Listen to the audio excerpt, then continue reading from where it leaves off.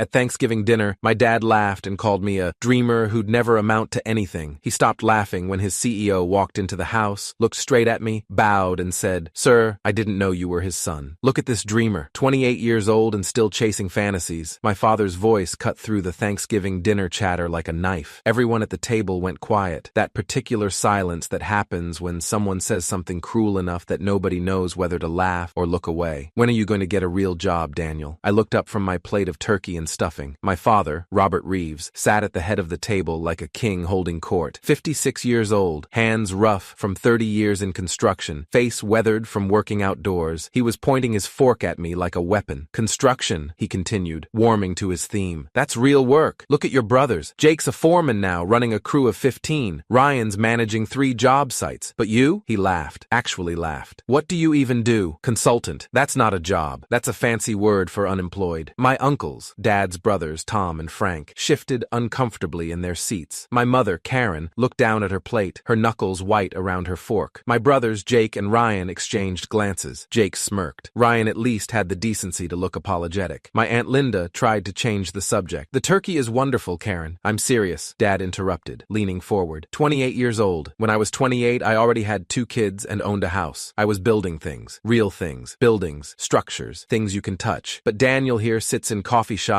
with his laptop playing pretend businessman. Uncle Tom laughed. Aunt Linda's husband, Marcus, chuckled into his wine glass. Everyone was looking at me now, waiting to see how I'd react, waiting to see if I'd defend myself or just take it like I always did. I smiled, took a sip of wine, set down my glass carefully. "You're absolutely right, Dad," I said calmly. "I'm definitely not doing real work." He didn't catch the sarcasm. He never did. "Finally," he slapped the table. "The boy admits it. Maybe there's hope for you yet. Jake, you think your company is hiring? Maybe we can get Daniel a job as a laborer. Start at the bottom, work his way up like a real man." More laughter around the table. I checked my watch. 6:43 p.m., 4 minutes. What my father didn't know, what none of them knew, was that I'd spent the last 6 years building something from nothing. I'd started in a studio apartment in Seattle with a second-hand laptop, living on ramen and ambition, developing software that optimized supply chain logistics for construction companies. My first client was a small contractor in Portland. He paid me $500 to streamline his inventory system. It saved him $30,000 in the first year. Word spread. Within 18 months, I had 26 clients. Within 3 years, I had offices in 4 cities and 32 employees. Within 5 years, I'd built the premier construction logistics consulting firm on the West Coast. Last year, I sold it to Stratton Global Industries for $43 million.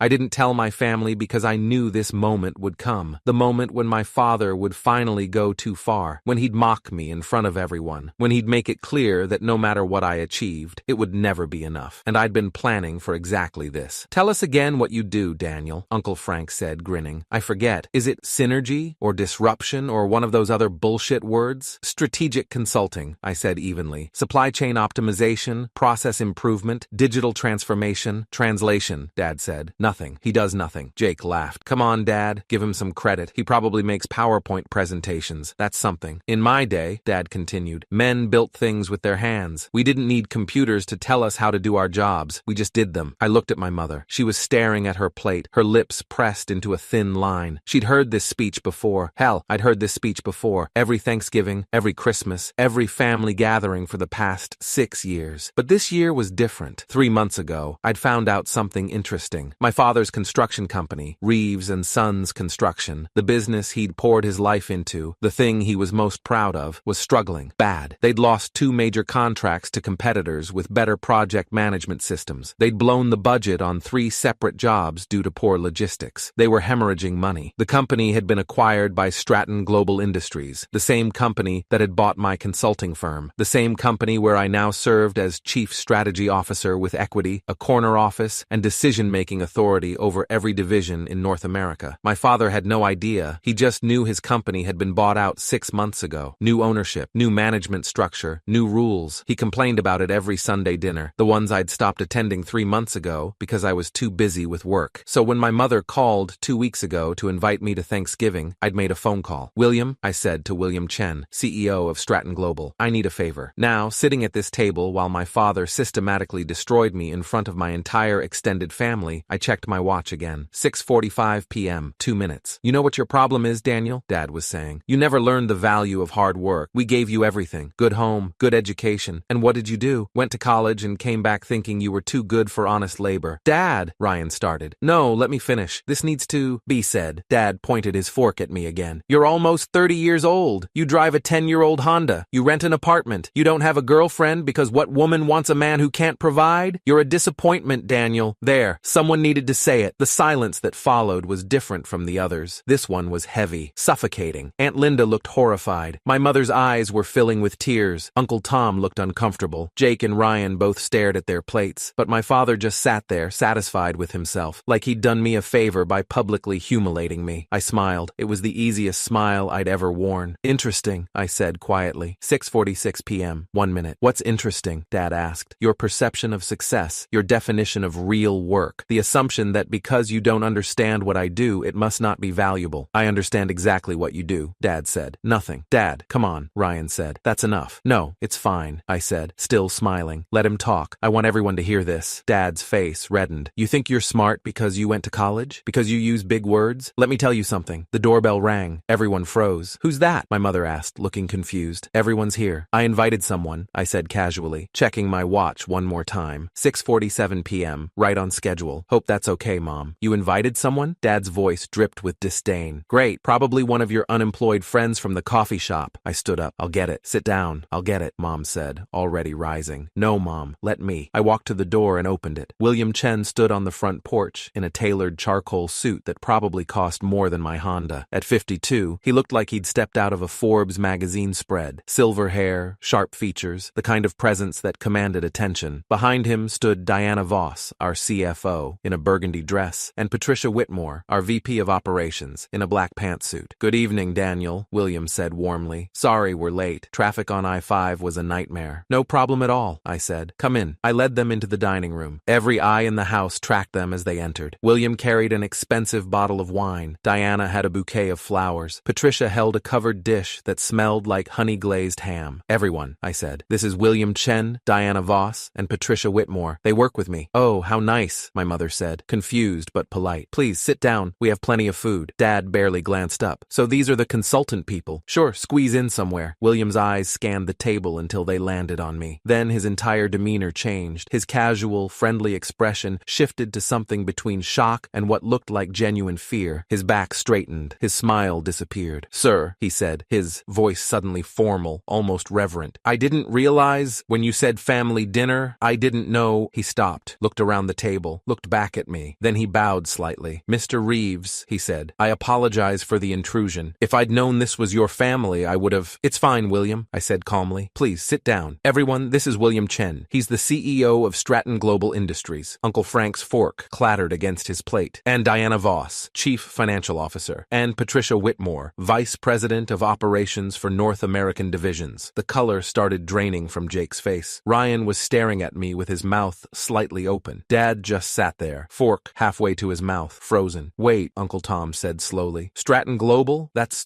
the company that bought out Reeves and Sons. That's correct, I said, sitting back down. 6 months ago, $4.7 million acquisition, part of Stratton's strategic expansion into Pacific Northwest Construction Services. Everyone turned to look at my father. He was still frozen, his face going from red to white to something grayish. Dad works there now, I said conversationally. How's the new management treating you, by the way? I heard there were some restructuring announcements coming next month. William caught on immediately. I saw the realization dawn in his eyes. His expression shifted from professional to something colder, more calculated. Mr. Robert Reeves, William said, his voice neutral but with an edge. I wasn't aware you were related to our chief strategy officer, the man who structured the entire acquisition, the man who has final approval on division budgets, staffing decisions, and operational restructuring. The silence was absolute. Wait, my father whispered. His voice cracked. Your boss's boss's boss, I said. Yes. Diana leaned over and whispered something to William. He nodded slowly, his eyes never leaving my father. Mr. Reeves, William continued, I've been reviewing Q3 performance reports. Your division, the legacy Reeves and Sons contracts, has been underperforming relative to projections. Margins are down 14%. There's been discussion about cutting redundant positions in that division. Redundant? My father's voice was barely audible. But of course, William said, glancing at me, I'm sure your son wouldn't want us to make any hasty decisions about his father's employment. Would you, Daniel? Every eye in the room was on me now, waiting. My mother's hand covered her mouth. Jake looked like he wanted to disappear into his chair. Ryan's face had gone completely pale. Aunt Linda's eyes were wide with something between horror and fascination. I took a sip of wine, let the moment breathe, let them all sit in it. Tell me, Dad, I said finally, setting down my glass. What was that you said about real work? His mouth opened, closed, no sound came out. Because I'm trying to understand, I continued, my voice calm, almost gentle. I want to make sure I have this right. Construction is real work. Building things with your hands is valuable. But strategic consulting, supply chain optimization, digital transformation, that's nothing. That's pretend. Is that accurate? Dad's Adam's apple bobbed. He couldn't seem to form words. Here's what I find interesting, I said. The reason Reeves & Sons was hemorrhaging money, the reason you were about to go bankrupt, was because your project management was stuck in 1995. You were still using paper requisition forms. You were tracking inventory on Excel spreadsheets. You were losing thousands of dollars per project because nobody could tell you where your materials were or when they'd arrive. William nodded. The due diligence report was extensive. So when Stratton acquired you, I continued, what did they do? They brought in consultants, people like me, people who use laptops in coffee shops, people who make PowerPoint presentations. And do you know what happened? My father was staring at me now, and I couldn't read his expression. Shock, fear, maybe shame. Your division's margins improved by 8% in the first quarter under new management, I said. All because someone implemented the kind of pretend work you just mocked me for doing. Patricia spoke up. The digital inventory system alone saved $127,000 in Q3. But that's not real work, right, Dad? I stood up slowly. Let me tell you what real work is. Real work is spending 6 years building a company from nothing. Real work is working 100-hour weeks to prove a concept everyone said was stupid. Real work is earning every single client through results, not inheritance. Jake flinched at that. Real work, I continued, is turning a failing business model into a profitable acquisition. Real work is managing 47 direct reports across 6 states. Real work is sitting in boardrooms making decisions that affect thousands of families, including yours. The room was so quiet I could hear the kitchen clock ticking. But you're right about one thing, I said. I do drive a 10-year-old Honda because I don't need to prove anything with a car. I rent an apartment because I travel 40 weeks a year, and buying a house I'd never be in seemed stupid. And I don't have a girlfriend because I've been too busy building the career you just told me doesn't exist. My mother was crying now, tears running down her face. William, Diana, Patricia, I said, turning to them. Thank you for coming, but I think we should go. I'm not very hungry anymore. Of course, sir, William said, standing immediately. Diana and Patricia followed suit. As I walked toward the door, my father finally found his voice. Wait, Daniel, please, I didn't mean... I stopped, turned around slowly. Yes, you did, Dad. You always mean it. That's the problem. I was trying to motivate you. Motivate me? I laughed, and it came out bitter. Dad, I sold my company for $43 million. I own equity in Stratton Global worth another $12 million. I made more last year than you'll make in your entire career. But none of that matters to you because I don't swing a hammer. Uncle Tom had his face in his hands. Aunt Linda was staring at me like she'd never seen me before. Jake and Ryan both looked sick. I didn't tell you any of this because I wanted you to be proud of me for who I am, not what I make, I continued, my voice steadier now. But you can't do that. You can't see past your own definition of success to recognize that maybe, just maybe, your son achieved something. Daniel, please, my mother said quietly, don't leave like this. I'm sorry, Mom, but I can't sit at a table where I'm openly mocked for my career while the CEO of a billion-dollar company literally bows to me. I looked at my father one more time. He was smaller now, diminished. The man who'd seemed so large, so certain, so righteous, now looked old and confused and small. You want to know why I don't come to Sunday dinners anymore, Dad? This is why. Because no matter what I do, no matter what I achieve, it'll never be enough for you. So I stopped trying. William opened the front door. The cold November air rushed in. Sir, he said quietly, are you sure about this? I looked back one more time. My father was sitting at the head of the table, his head in his hands. My mother was crying quietly. Jake was staring at his plate. Ryan looked at me with something like apology in his eyes. Yeah, I said, I'm sure. We walked out to the driveway where William's black Mercedes and Diana's Audi were parked next to my 10-year-old Honda Accord. I'm sorry you had to see that, I said to them. Don't be, Diana said firmly. He deserved it. Still, I said, family is complicated. Speaking of which, William said carefully, about those restructuring plans for the legacy Reeves & Sons division. Don't fire him, I said immediately. William raised an eyebrow. Don't fire my dad, I clarified, or my brothers. Keep them exactly where they are. Same positions, same pay. Daniel, your father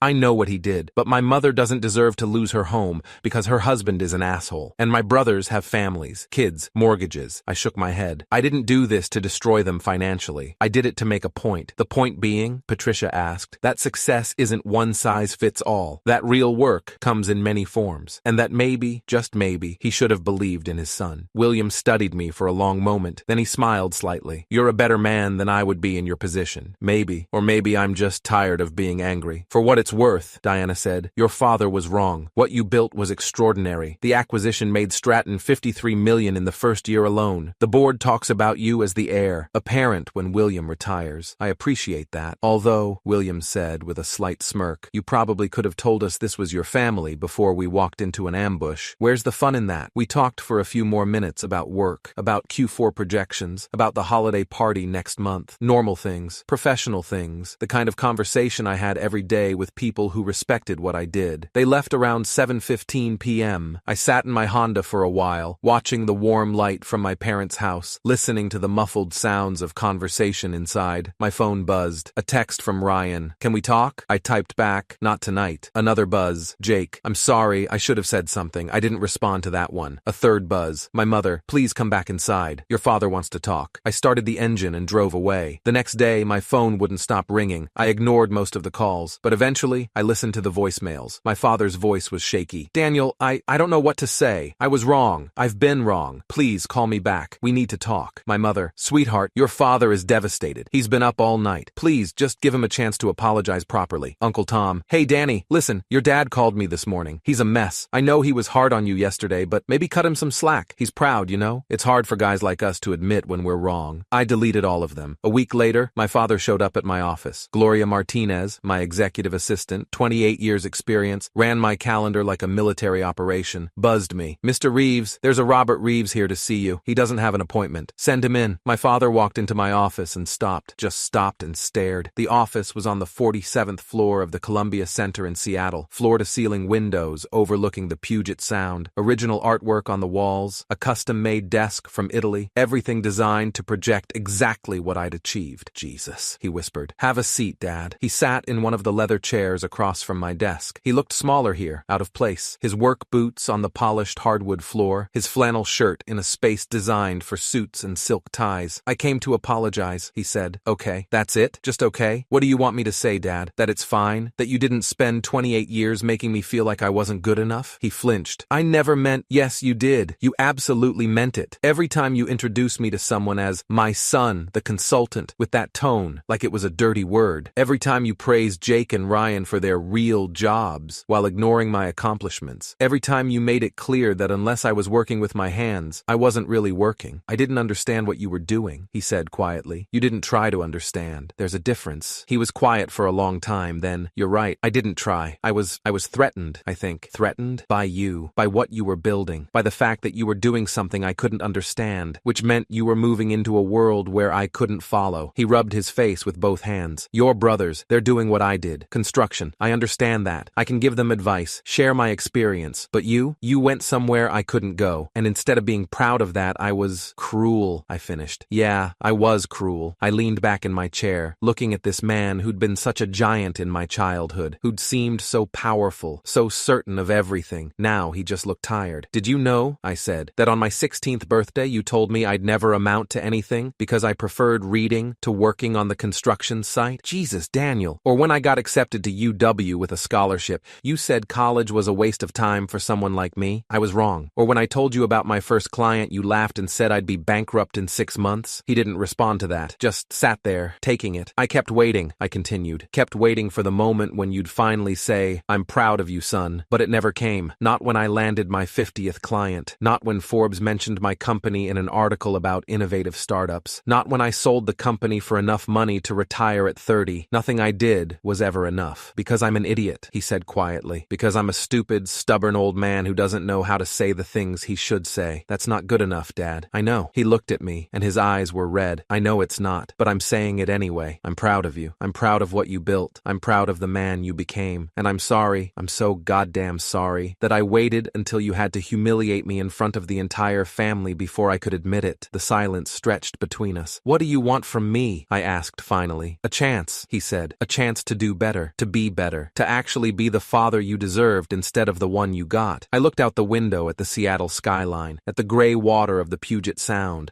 at the mountains in the distance. silence. I don't know if I can do that, I said honestly. I don't know if I can just forgive 28 years because you finally realized you were wrong. I'm not asking for forgiveness, not yet. I'm just asking for a chance to earn it. I turned back to him. What does that look like? I don't know. Maybe Sunday dinners? You and me? Just us. No brothers, no uncles, no audience. Just two guys having a meal, talking. I want to know about your work. Really know. Not so I can judge it, but because I want to understand what my son does. And if I say no, then I'll understand, but I'll keep trying. Because you're my son, and I love you. And I should have said that a hell of a lot more than I did. I sat with that for a while. One dinner, I said finally. One Sunday dinner. You ask genuine questions. You actually listen. You don't compare what I do to construction or suggest I should be doing something else. If you can do that, if you can get through one meal without making me feel like I'm not good enough, maybe we can try a second one. He nodded, relief evident on his face. I can do that. And Dad? Yeah? If you ever humiliate me like that again, we're done. Completely. I don't care if you're family. I don't care if Mom begs. We're done. Understood? Understood. He stood to leave, then paused at the door. That thing you said at Thanksgiving, he said, about making more last year than I'll make in my career? What about it? Was that true? Yeah, it was true. He nodded slowly. Jesus, then. Good for you, son. Sincerely, good for you. After he left,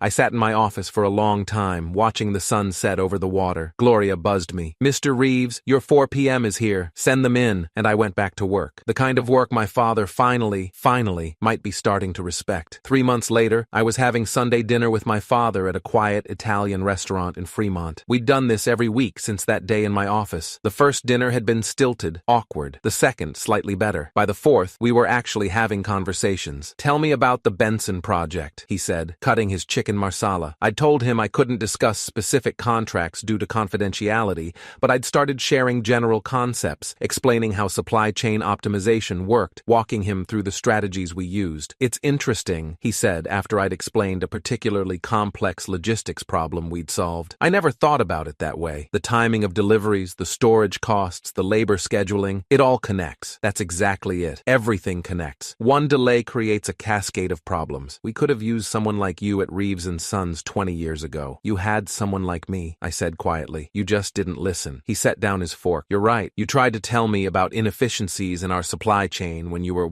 22? 23, summer after I graduated. And I told you to shut up and let the men who knew what they were doing handle it. Yeah, I'm sorry. I know. We ate in silence for a while. Then he asked, are you happy? The question surprised me. What? Are you happy? With your life, your career, all of it? I thought about it. Yeah, I think I am. It's demanding, sometimes exhausting, but I love what I do. I love solving problems, building systems, making things more efficient. That's good, he said. That's all I ever wanted for you boys, to be happy. I just had a stupid, narrow idea of what happiness should look like. You know what made me happy? I said, last week, when you asked about my work without judgment, when you actually listened to my explanation without trying to compare it to construction, that made me happy. He smiled, a real smile, not the forced ones from before. Then I'll keep doing that. 6 months after Thanksgiving, my mother called. Daniel, honey, would you come to Sunday dinner? Not at the restaurant. Here, at home. I don't know, Mom. Jake and Ryan want to apologize properly. Your father talked to them, really talked to them. They understand now what they did wrong. I hesitated. Please, she said, give them a chance, like you gave your father a chance. So I went. Jake and Ryan were waiting in the living room when I arrived. They both stood up when I walked in. Hey, Jake said awkwardly. Thanks for coming. What's this about? We're sorry, Ryan said, for Thanksgiving, for all the other times, for treating you like your success didn't count because it wasn't construction. We've been talking to Dad, Jake continued, about what you do, about what you built, and we realize we were assholes. Yes, I said, you were. We'd like to change that, Ryan said, if you'll let us. I looked at my brothers, both in their early 30s, both with families, both clearly uncomfortable, but trying, really trying. Okay, I said finally, we can try. We had dinner. It wasn't perfect. There were awkward silences, moments of tension, but it was better, different. As I was leaving, my father walked me to my car. Thank you, he said, for coming tonight, for giving them a chance. Don't thank me yet. We'll see if they actually change. They will, because they saw what I almost lost. He paused. I almost lost my son because I was too stubborn to admit I was wrong. They don't want to make the same mistake. I got in my car, but didn't start the engine immediately. Dad? Yeah? At Thanksgiving, when William walked in and called me, sir, what did you feel? He was quiet for a long moment. Then, shame. Complete, overwhelming shame. Because in that moment, I realized I knew nothing about my own son, that everyone else saw what you'd achieved, but I'd been so busy judging you that I'd never actually looked. Good, I said. Remember that feeling, because if you ever make me feel small again,